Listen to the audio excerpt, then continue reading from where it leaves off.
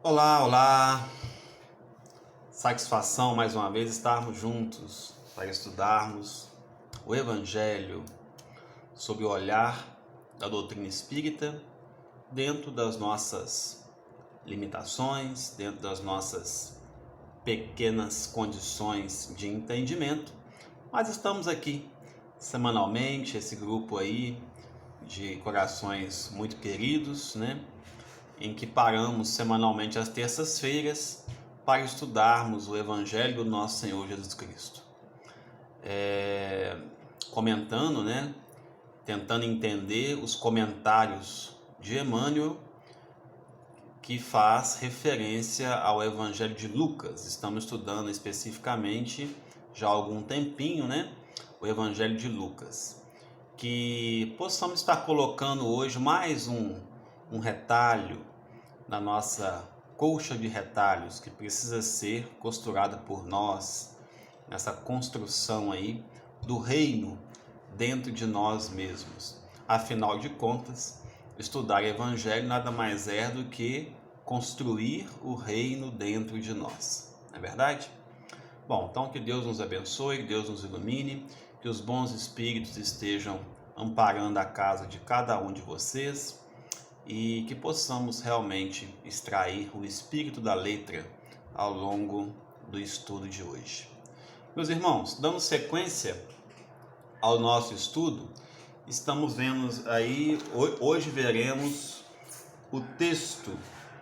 Ele é um texto duplo, na verdade. Ele é um texto que o companheiro dele será estudado na próxima semana, né? Esse texto que é Paz em Casa, que está no livro Palavra de Vida Eterna e também na revista Reformador. E na semana que vem estudaremos o texto Cultiva a Paz, que é um versículo seguinte. Então nós vamos estudar hoje Lucas 10, 5 e na semana que vem Lucas 10, 6, né? Se alguém inclusive quiser aí dividir, né?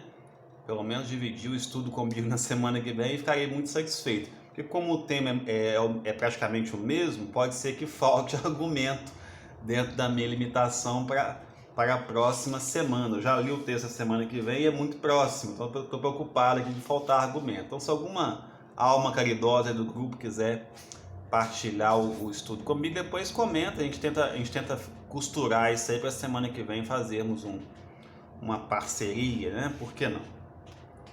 Nós vamos ver no texto que Jesus sempre enviava de dois em dois, né? Aqui estamos todos em grupo, mas seria interessante ter mais alguém. Ambrósia, né? Que sempre divide o texto comigo. Já fica o convite, tá, Ambrósia?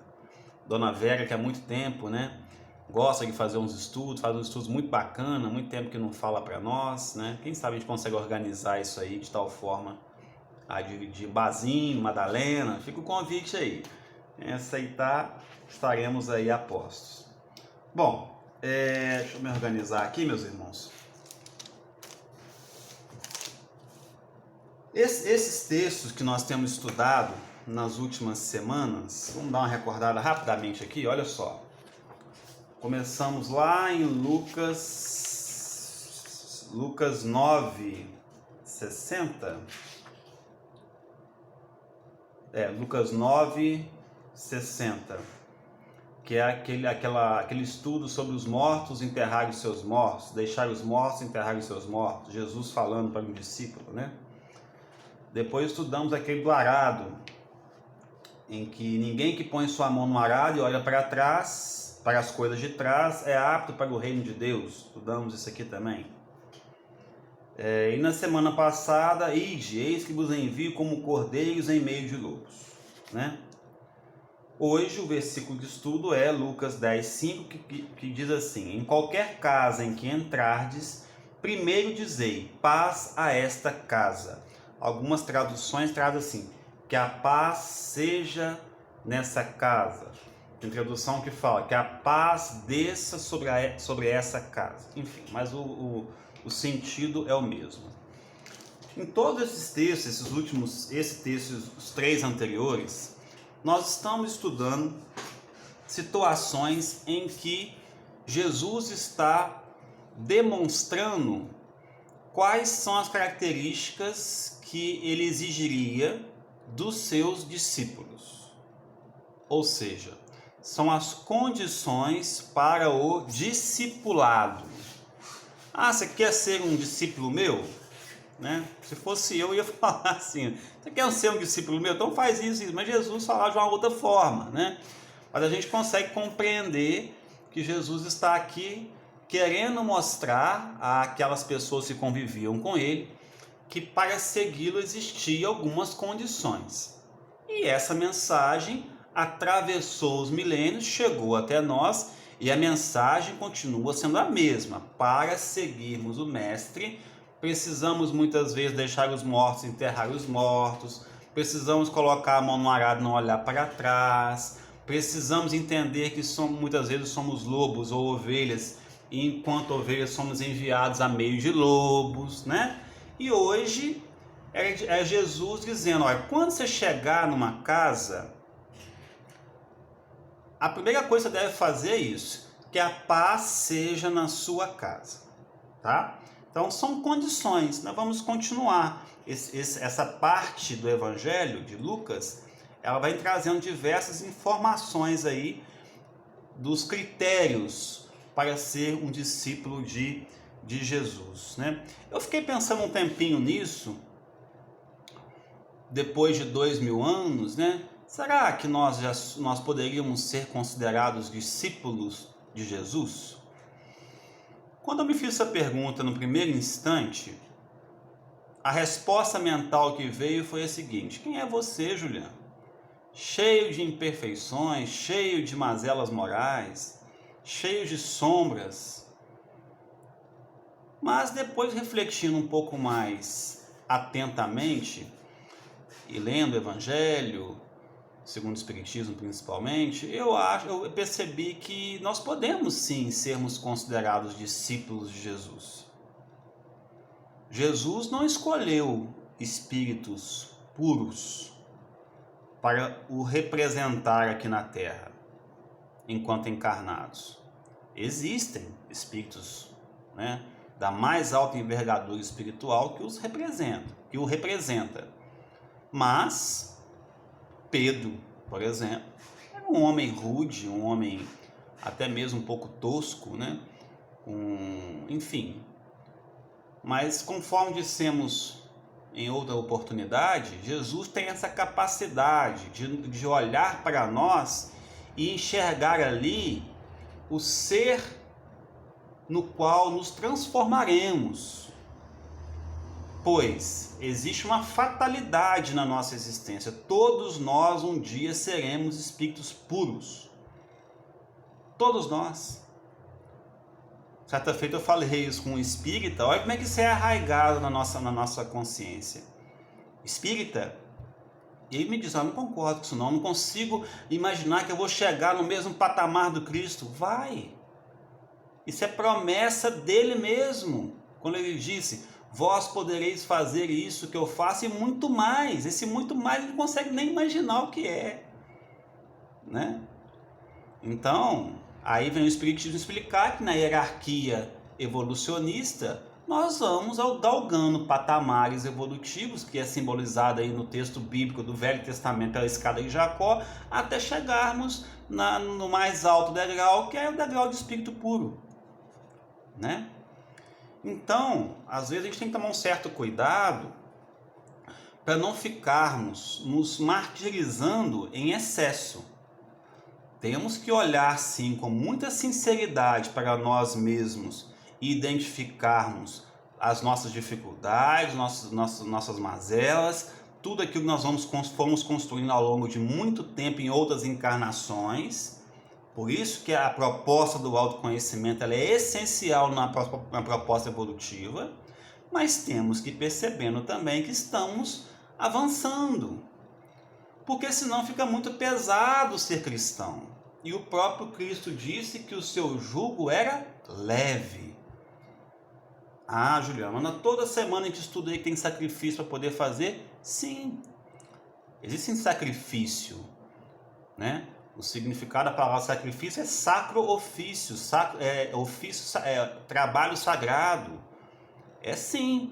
E só de estarmos aqui semanalmente, para muitos de vocês que estão aqui, eu tenho certeza que às vezes é um sacrifício sim. A vontade de estar num outro lugar, assistindo uma novela, assistindo um filme, do que ficar aqui estudando espiritismo toda semana, não é todo mundo que gosta não. Então é um sacrifício às vezes estar aqui estudando. Confesso que para mim estar aqui semanalmente expondo alguma coisa sobre o Evangelho, às vezes é sacrifício.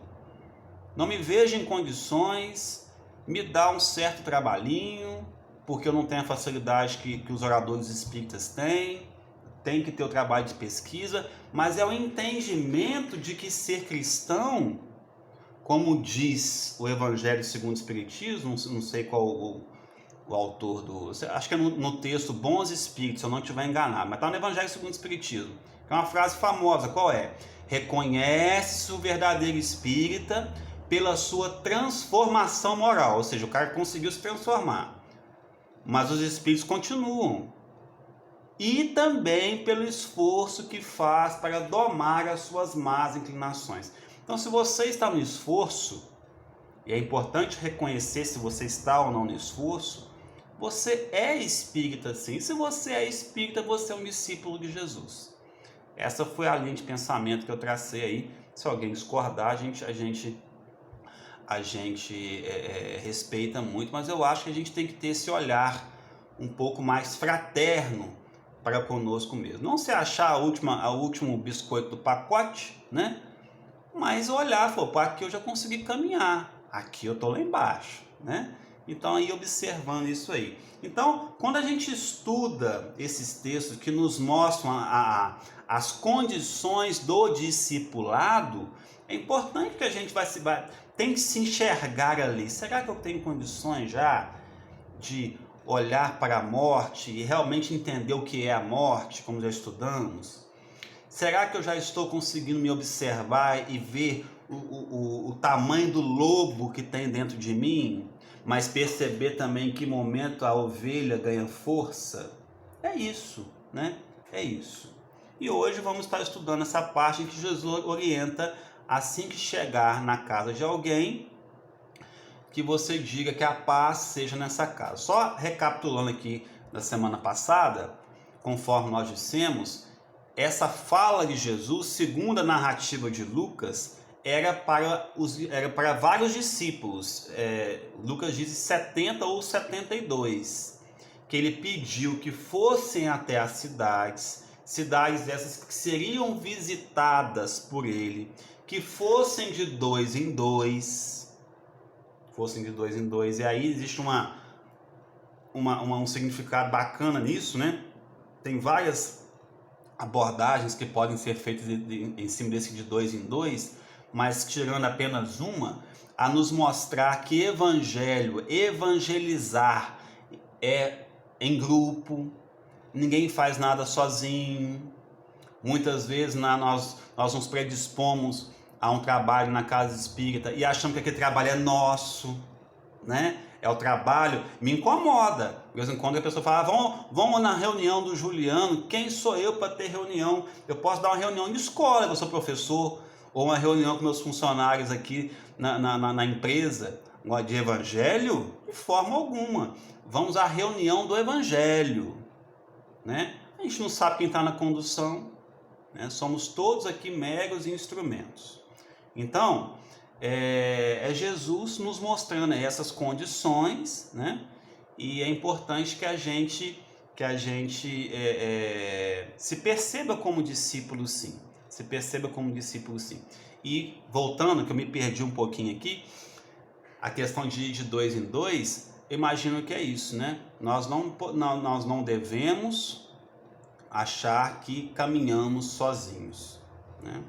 Tanto no plano físico quanto no plano espiritual. Estamos sempre acompanhados. É importante que busquemos, né, se vincular a grupos de pessoas que comungam do mesmo pensamento que você. Isso é muito importante, né? É uma orientação que Jesus fez para nós aí. Vamos ler rapidamente o texto bíblico de novo? Olha só. Depois dessas coisas, o Senhor designou outros 72 e o enviou de dois em dois, eu acabei de comentar, perante a sua face a toda cidade e lugar onde ele estava prestes a ir. Jesus ia visitar essas cidades. E dizia-lhes: a colheita é grande, mas os trabalhadores são poucos. Rogai, portanto, ao Senhor da colheita para que envie trabalhadores para a sua colheita. Ide, eis que vos envio como cordeiros em meio de lobos. Estudamos a semana passada. Não carregueis bolsa, nem alforje, nem sandálias, e a ninguém saudeis pelo caminho. Isso é interessante esse versículo aqui também. E em qualquer casa que entrardes, é o versículo nosso de estudo, primeiro dizei: paz a esta casa. Paz a esta casa. Né? Bom, eu fui pesquisar. Quando Jesus orienta os discípulos a dizer paz a esta casa, não é por acaso. Existia uma saudação, que eu não sei falar na língua do hebreu lá, que era exatamente, era comum daquele povo. Inclusive era a mesma saudação que os muçulmanos têm o hábito de dizer, que é famosa, né? O tal do salam aleikum, algo mais ou menos parecido com isso, né? Quando o muçulmano encontra com o outro, salam aleikum, aí tem a resposta lá que eu não sei qual é. Esse salam aleikum é justamente isso, que a paz desça sobre a sua casa, que a paz esteja sobre a sua casa. Então a gente percebe que para alguns povos orientais, essa expressão, a paz, vamos pegar de acordo com a paz a esta casa, ou paz desça sobre a sua casa, é uma saudação. É uma saudação. Que para nós soa estranho, ninguém aqui no Ocidente, né? Você chega na casa do outro, paz seja na sua casa. Isso é incomum para nós, mas para os discípulos era comum. Então Jesus estava apenas reforçando um hábito que eles já tinham. Olha, chegou na casa de alguém, não esqueça de dizer paz a essa casa. Mas é lógico que partindo do Cristo, existe um ensinamento muito mais profundo por trás disso. E o que Emmanuel vem trazer é justamente pegar uma simples saudação e destrinchar ela para a gente, né? Então vamos com Emmanuel? Vamos lá. Emmanuel nos diz assim, primeiro e no segundo parágrafo, olha só. Compras na terra o pão e a vestimenta, o calçado e o remédio, menos a paz. Dar-te-á o dinheiro, residência, conforto, com exceção da tranquilidade de espírito.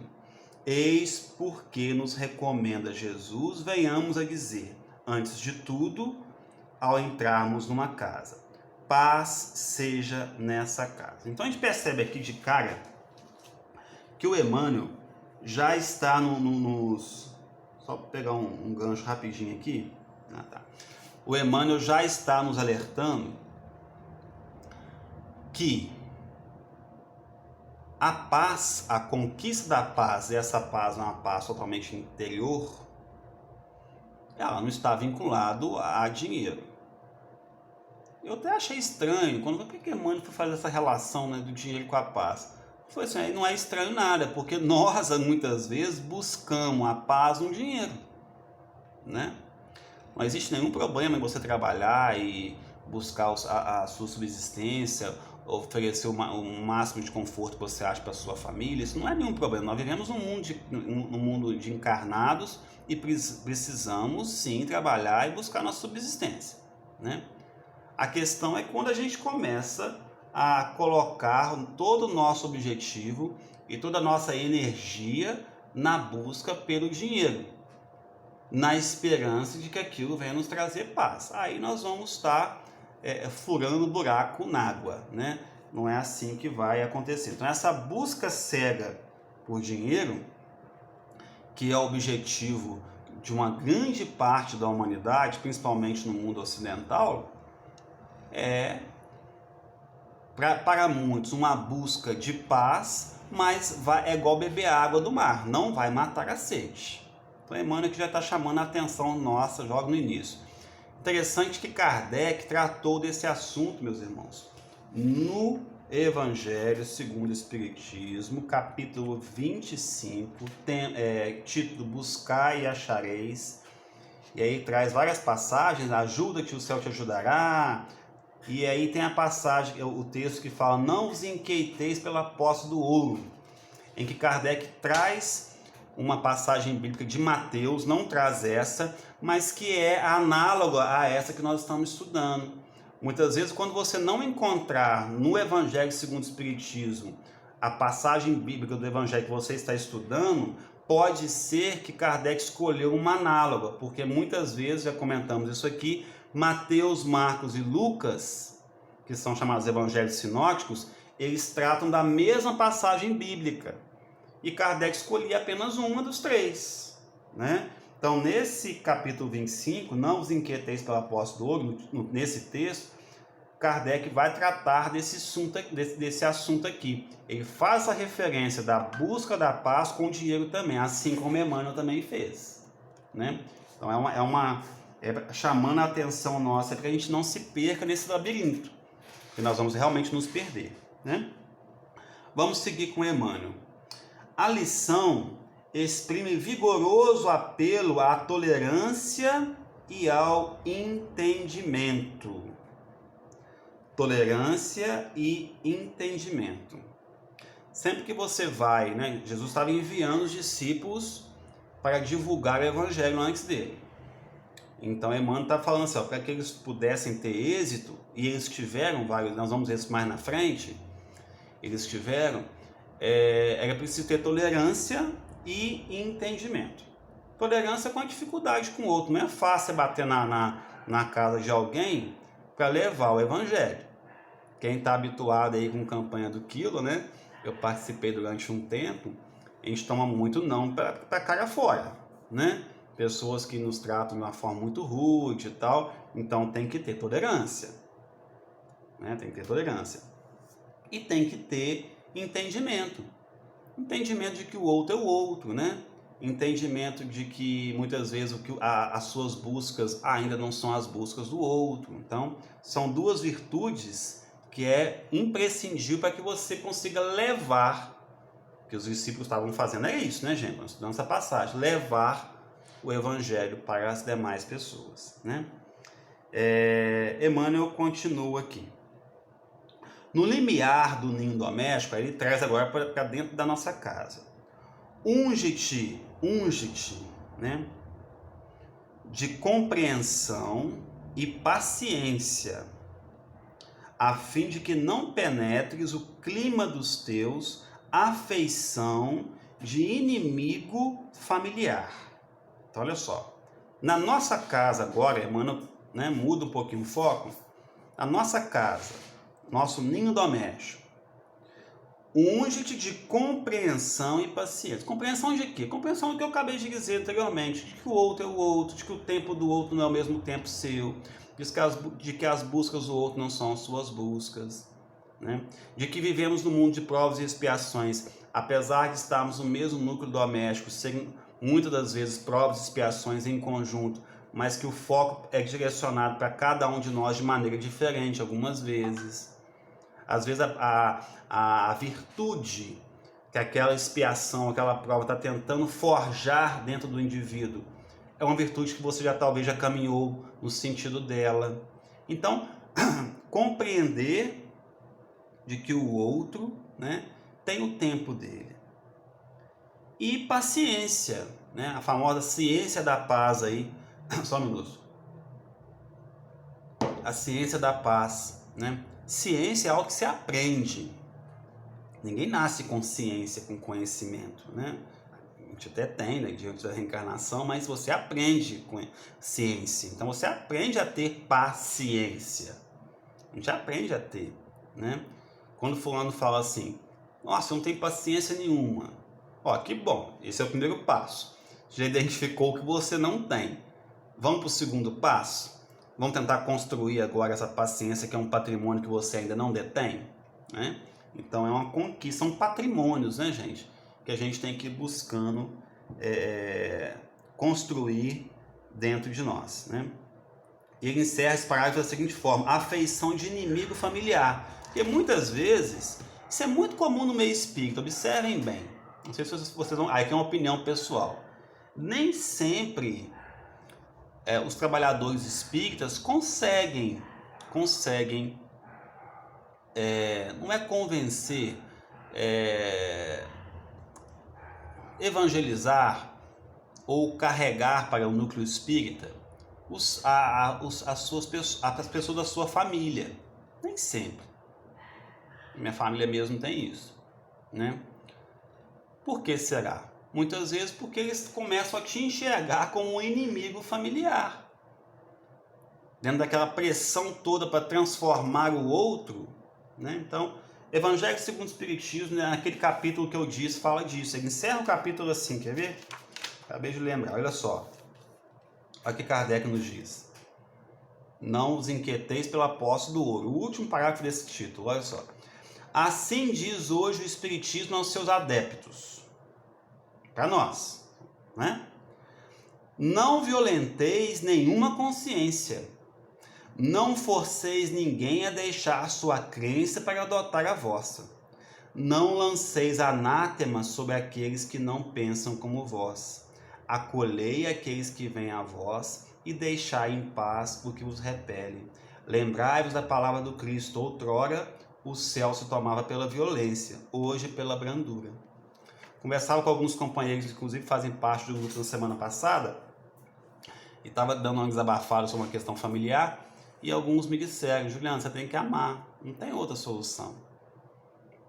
O convencimento não vem pelo verbo, né? É o tempo do outro, como eu acabei de dizer, né? E eu fiquei pensando, e é verdade, aí você fica tentando convencer o outro, né? E muitas vezes o caminho a ser seguido não é esse, né? Sigamos aí com Emmanuel. Nós estamos no primeiro, segundo, terceiro, quarto, quinto parágrafo, não é isso, gente? 1, 2, 3, 4, 5, sexto parágrafo. Se alguém está fora do caminho desejável ou se te desgostam arranjos caseiros, mobiliza a bondade e a compreensão para que o mal se reduza. Acho que tem a ver com o que eu acabei de dizer, né?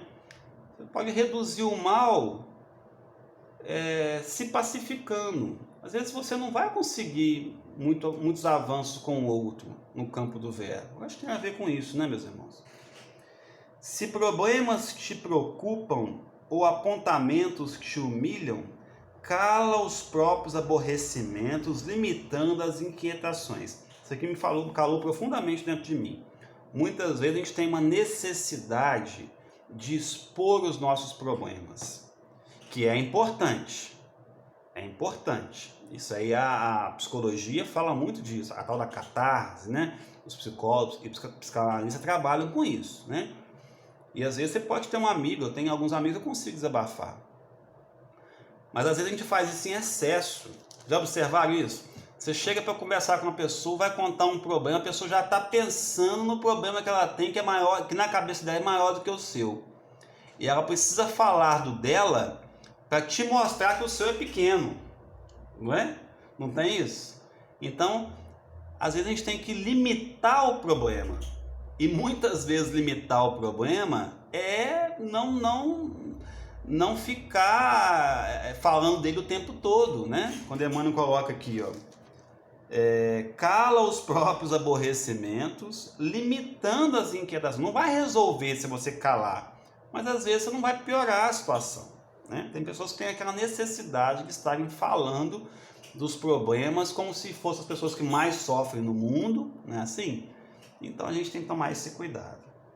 E aí Emmanuel vem seguindo com algumas orientações bem particulares, ó. Recebe a refeição por bênção divina, né? Transforma a refeição da sua casa num momento especial. Não fica batendo as portas, né? Usa as portas e janelas sem estrondos brutais, né? Bate porta para demonstrar nervosismo. Eu nunca fiz isso, não. Não mova os objetos de arranco, né?